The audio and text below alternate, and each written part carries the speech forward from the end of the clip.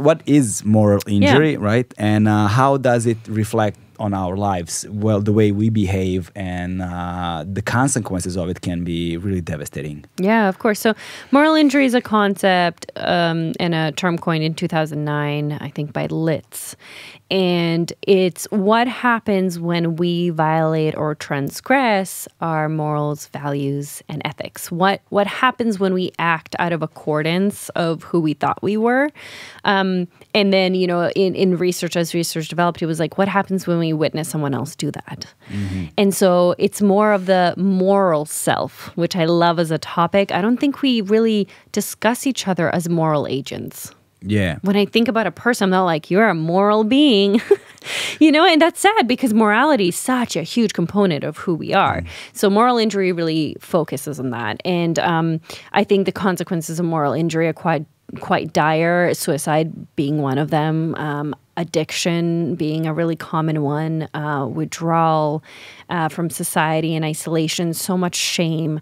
And I think it's because it doesn't target the things that you do, it targets who you are and it tears you apart. Because if you're not a moral being, that's a really difficult thing to face. And I think individuals who face moral injury, you know, a lot of military studies have been conducted. I studied it in domestic violence and in infidelity. And the hardest part was admitting and seeing themselves as immoral.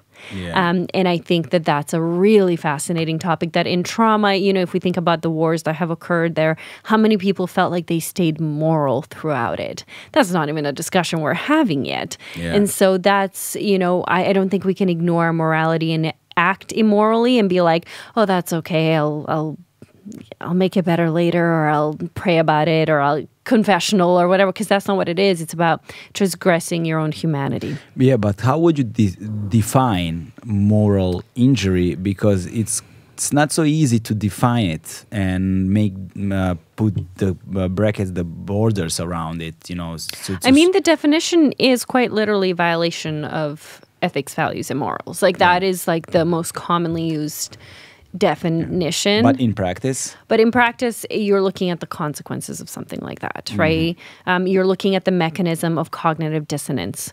So are there actions in tension with their beliefs? And if so, is it resolved? If it's not resolved, that's where moral injury can come in. That's one mechanism, one explanation from Litz as well. It's his model. Now, there are several models out there. This is so new in psychology. So I came up with my own model in my doctoral research. So we're still figuring out, I'm studying the lived experience, the phenomenology of it, because we're trying to understand what does that feel like? What is living through moral injury like? So it's still quite a new thing. So can you elaborate on that a little bit? Because I'm still having kind of issues to understand it fully. Yeah. It kind of, you know, it's like trying to see through the fog. Yeah. Because I think it's rooted in the identity, but I'm trying to understand how this identity is created, how much, for example, the circumstances, the environment that you're brought up has to do with it, how much the politics of the environment has to do with it, how much, I don't know, you fall into the influence of, I don't know, of multi-decade propaganda and the narratives and values imposed to you by family, by society, and by, I don't know, the media.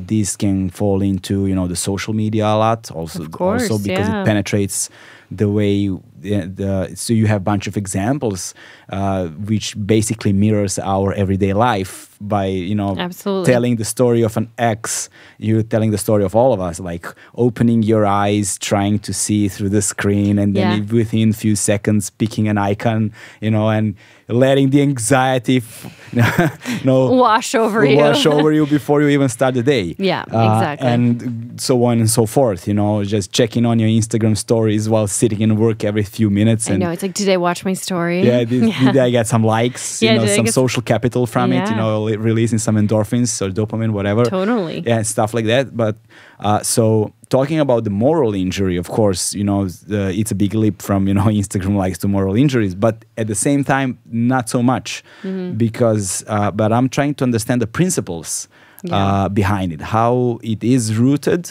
and how it develops itself, and how we end up breaking the rules that are fundamentally, part of our identity. Yeah, and so that's interesting one. So I'm going to use infidelity as an example just because I think it's the most tangible. I have found when you look at the experience of moral injury in individuals who have cheated on their partners, they have this time of deconstruction of self, like a really weak sense of self. They feel this sense of death in their relationship. They have this perception of like, this relationship is constraining me so much that I'm dying in it. Okay?